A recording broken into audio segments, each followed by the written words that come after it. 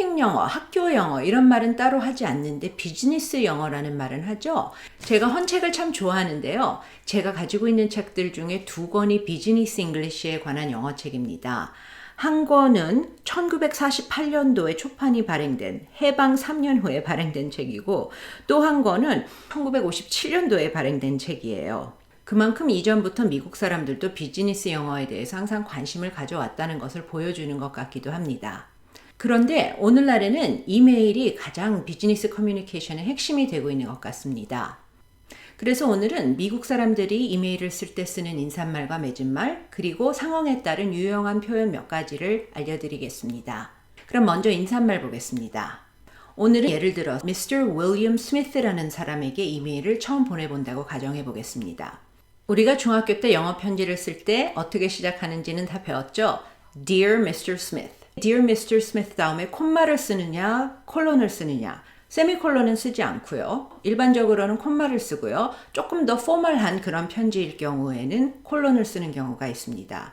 그런데 만약에 우리가 편지를 보내는 사람이 아니라 어떤 자리라면은 Dear Marketing Director에게 이메일을 보낸다면은 일반적으로 콜론을 많이 씁니다.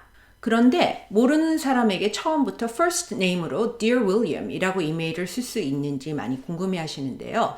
그건 정말 상황에 따라 다릅니다. 만약 여러분들께서 연예계에서 근무를 하신다면은 아마 사람들끼리 이메일을 주고받을 때 처음 하는 이메일이라도 미스터를 쓰지 않을 거예요. 로펌에서 일하신다면은 미스터를 항상 쓰실 거고요. 그런데 어떻게 해야 하는가는 저쪽 상대방이 어떤 힌트를 주느냐에 따라 다른 것 같습니다. 내가 Dear Mr. Smith라고 해서 이메일을 보냈는데 Thank you, kind regards, Bill 이라고 답장을 줬다면은 다음 이메일을 쓸 때 제가 Dear Bill 이라고 해도 큰 신뢰는 아닐 거예요. 만약 그 사람이 Bill이라고 내가 부르는 것을 원하지 않았다면은 사인을 Bill이라고 하지 말았어야죠. 하지만 이것도 관계에 따라 다를 것 같습니다. 제가 만약에 Dear Mr. Obama라고 썼는데 답장에다가 Barack라고 사인을 했다고 해서 제가 거기에 대한 답장을 쓸 때 Hi Barack라고 쓰지는 않을 것 같아요. 한편 내가 내 이름을 쓸 때 내 이름 앞에 Mr나 Ms, Mrs를 붙이지는 않습니다. 예를 들어서 제가 이메일을 쓸 때 맨 끝에 kind regards, Julia라고는 쓰지만 yours sincerely, Mrs. Julia Park라고는 일반적으로 쓰지 않습니다. 단 예외가 되는 경우 앞에 호칭이 붙는 게 그 사람의 고유 명사의 이름처럼 돼버리면 좀 다릅니다. 아주 대표적인 예가 선생님인데요. 우리 아이의 선생님이 Mrs. Park면은 truly, Mrs. Park라고 답장을 할 수는 있습니다. 한편 업무용 이메일을 쓸 때 여자를 호칭할 때는 Ms를 쓰는 것이 일반적입니다. 미국에서는 Mr., Mrs., Ms 다음에 마침표를 씁니다. Miss 다음에는 마침표를 쓰지 않고요. Miss 다음에 마침표를 쓰느냐 안 쓰느냐를 가지고 옛날에는 논란이 있었지만 이제는 미국에서는 일반적으로 씁니다. 한편 영국에서는 안 쓴다고 알고 있습니다. Messers의 경우 Mr의 복수입니다. 포멀한 표현이기 때문에 일반적으로 많이 쓰지는 않습니다. 그래도 로펌 같은 데서는 가끔 쓰는 걸 본 적 있어요. 비즈니스 이메일에서도 여러 사람을 한꺼번에 칭할 때 흔히 Hello everyone, Dear all, 그리고 너무 friendly 할 필요가 없는 경우에는 all, 하고 쓰는 경우도 많이 있습니다. Hello all는 조금 어색하고 본 적이 없는 것 같아요. 그럼 간략하게 이메일의 끝인사에 대해서 잠깐 말씀을 드리겠습니다. 여러분들 흔히 보시는 표현들이 있습니다. 2 단어로 된 yours truly, sincerely yours, kind regards, best regards 있고요. 그냥 조금 더 임팩트 있게 sincerely, truly, yours, regards, best 있고요. 혹은 thank you로 그냥 끝내셔도 되고요. 최근 들어서는 stay safe도 많이 씁니다. 그런데 sincerely yours, yours truly, best regards, kind regards 이렇게 2 단어로 된 인사말을 쓰실 때 조금 기억하셔야 되는 것이 대문자는 앞에만 붙입니다. 2 단어를 다 대문자로 쓴다고 해서 크게 문제가 되는 건 아닌데 앞에만 대문자를 쓴다고 일반적으로 알고 있습니다. 그럼 마지막으로 이메일을 하면서 간략하게 누군가에게 답을 해야 되는 3가지 상황에 쓸 수 있는 유용한 표현 몇 가지 알려드릴게요. 첫 번째는 이메일을 보내고 나서 그 사람이 답이 없어서 이메일 잘 받으셨습니까? 를 물어보는 겁니다.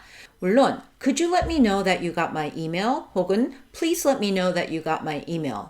조금 긴 듯한 느낌이 있으면은 간단하게 Please confirm receipt 라고 쓰셔도 되고요.